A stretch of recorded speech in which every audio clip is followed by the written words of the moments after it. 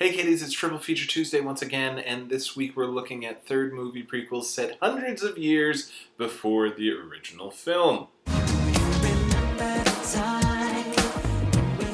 These are going to be three horror movies that not only got to the third movie in their series, but then decided, yeah, nobody wants to come back and do these anymore, so let's make a prequel.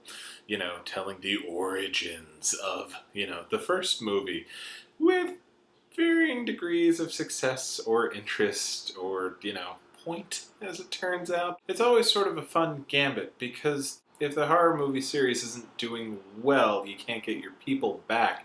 You end up doing a prequel, which are inherently slightly more expensive than your average movie because usually they're a period piece. Well, at least with horror movies, because it's set back when evil first arises. And unless, the evil is fairly contemporary, like say if they were to do a prequel to A Nightmare on Elm Street, which they should never, ever, ever do, it's kind of ridiculous.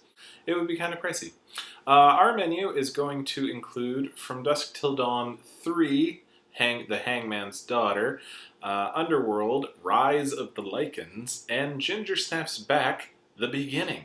Now, From Dusk Till Dawn 3 doesn't purport to tell the origin of the vampires or the temple that masquerades as a brothel, but it does tell the origin of Satanical Pandemonium, aka Salma Hayek, the queen vampire from the first From Dusk Till Dawn film. There is not a hell of a lot of plot going on in it, but, at the very least, they stick with the tropes and gimmicks that worked for the original movie as opposed to the second movie, which tried to do completely different things and was really, really sort of dull, even though it had Robert Patrick and Danny Trejo.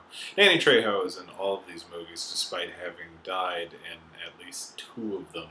This one is set in the early 1900s, putting it at maximum 96 years before the original From Dusk Till Dawn.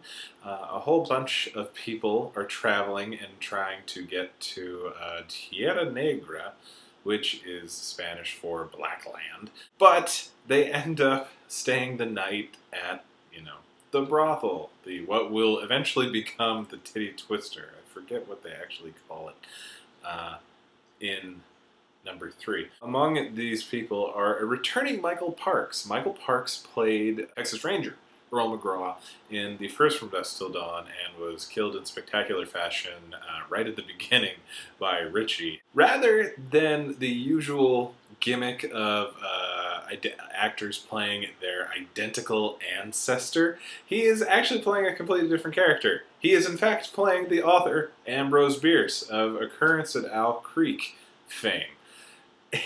And for whatever reason, he's going to join up with Pancho Villa and probably trying to commit suicide by war. Joining him are a newlywed couple, Rebecca Gayheart, and some dude that has never done anything else. And not joining them, but following a similar path after a failed attempt to rob them, are a whole bunch of what can only be called banditos, and the titular Hangman's daughter, Esmeralda. The Hangman himself, played by Tamura Morrison, which is sort of fun because at the beginning of the movie, he's hiding his, I believe, New Zealand accent or Australian, I forget which. But about halfway through the movie, he just stops and is speaking full on with his natural accent, which is hilarious. Oh, yeah, and Orlando Jones is there, and of course, the aforementioned Danny Trejo is tending bar at what will become the Titty Twister. It's technically a prequel, but it doesn't really feel like it has any direct connection to anything that happens later, even though you have Satanical Pandemonium and Razor Charlie, I guess, because, as Razor Charlie in the first one, I forget if they changed his name in the second one, and so it would be Razor Charlie, Danny Trejo's character. Satanical, they couldn't even get Salma Hayek to do any sort of little cameo appearance at the end, showing that she turns into this girl turns into that girl.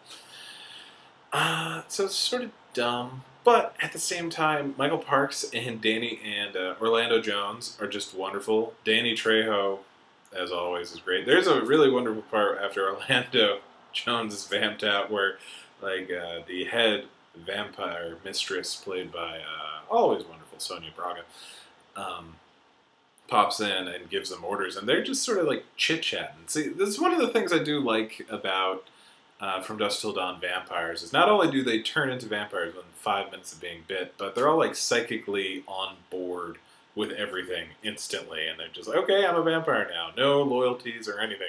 We're going vampire. There are a couple good gore moments and a couple good violence gags, but overall, I mean, From Dusk Till Dawn was perfect. Why would we ever try to do anything more than just let it be perfect? I just don't get it at all. Next up, we have Underworld, Rise of the Lycans, showing the origins of Lucian, played by Michael Sheen, and the war between the vampires and the Lycans. In case you don't remember, Lycans are werewolves, and they came up with the term Lycans for reasons. They could just say werewolves. I love it. Like in every movie, they gotta there's at least one moment where they have to explain, Lycans are werewolves, and it's like, why didn't you just call them werewolves to begin with? Anyway, set in either the 1400s or prior to the 1400s, because that's supposedly when Selene got turned into a vampire. Selene, Kate Beckinsale, or Sir not appearing in this film, which would put it about 600 or so years prior to the original film in 2003.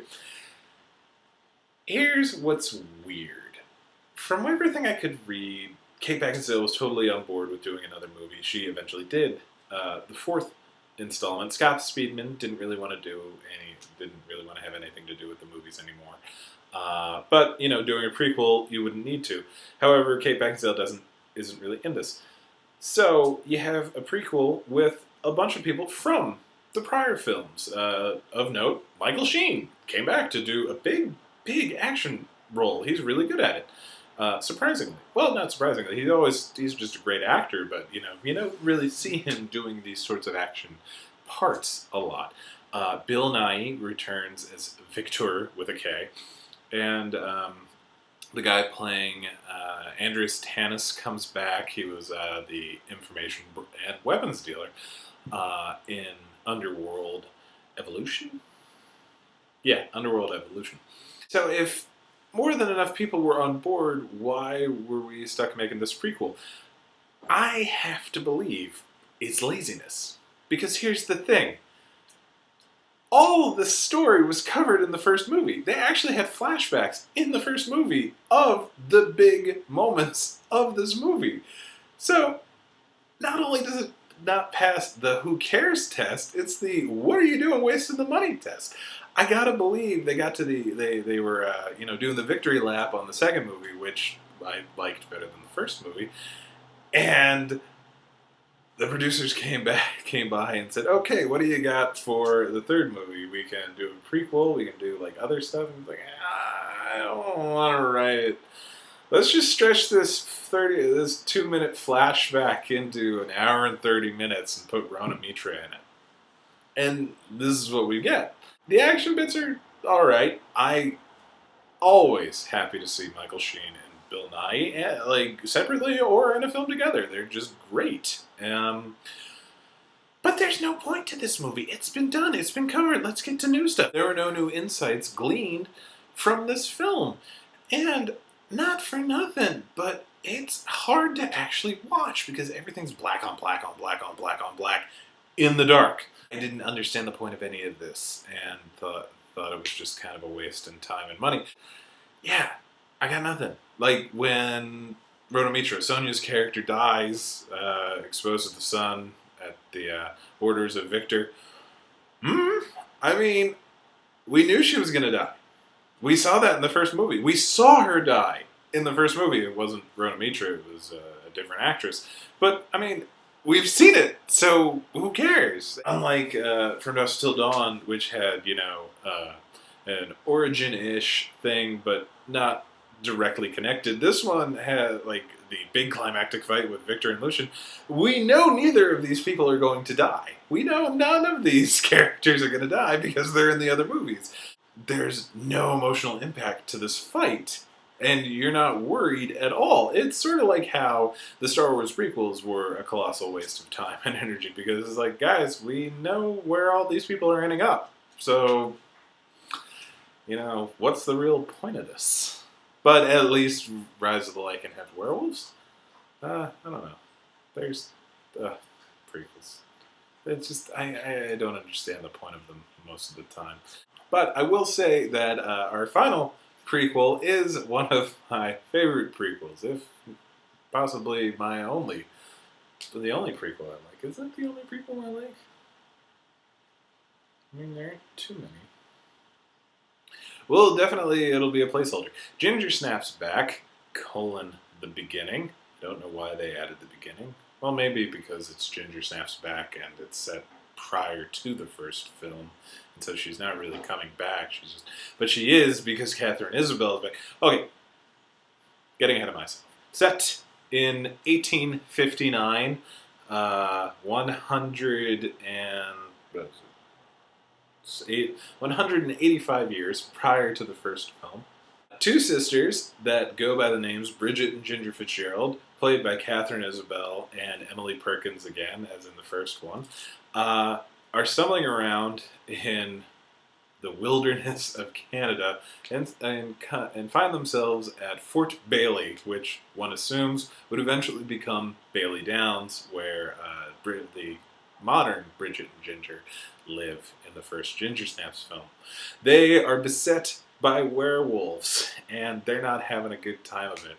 And I'm going to admit, I'm completely biased. I love all three of the Ginger Snaps movies. Just whole hog, completely, totally. I justify every wrong they actually do. Not the least of which because I really think Emily Perkins and Catherine Isabel are great. This movie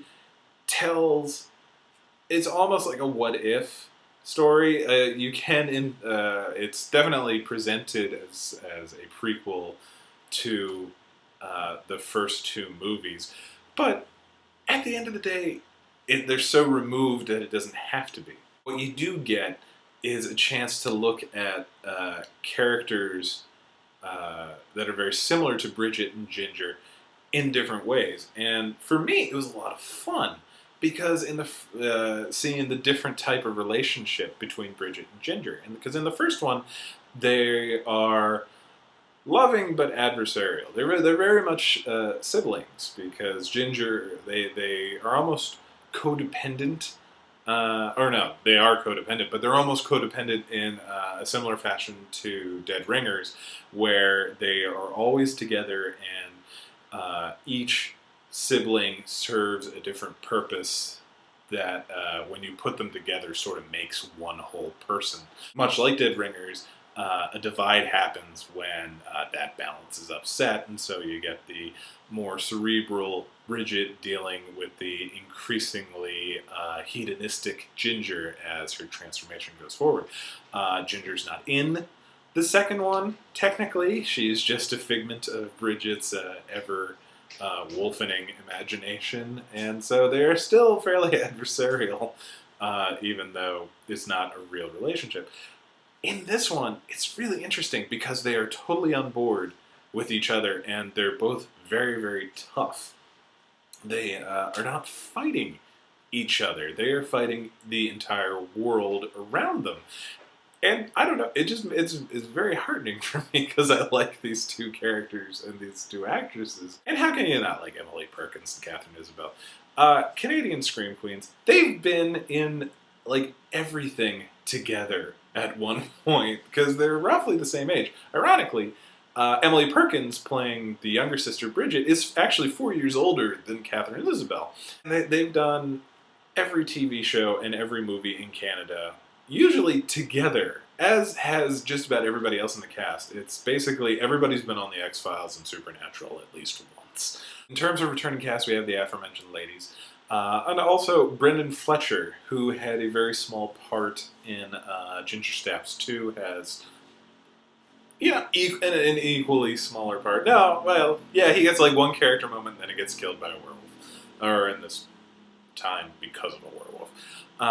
Additions include very hot Nathaniel Arcand playing the native Canadian hunter, and the equally hot J.R. Bourne of Teen Wolf fame. I think his character is Chris Argent. Sorry, oddly enough, for my love of werewolves, I have no interest in that show. It's weird. But this movie, very moody and interesting, because a lot of it feels like Ravenous, because it's set in a fort in winter time with a lot of snow, but with werewolves thrown into the mix. The story itself is really interesting.